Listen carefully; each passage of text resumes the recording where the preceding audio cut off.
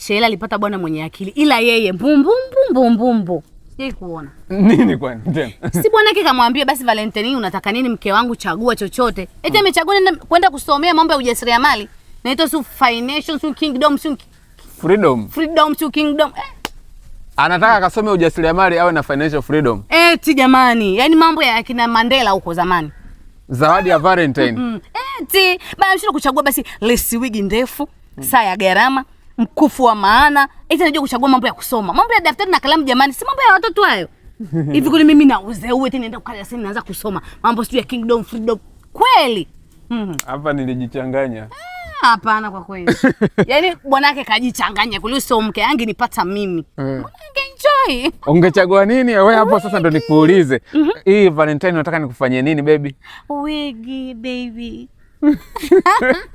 Sio unapokuwa inapendeza hata kutoka na mimi navutia.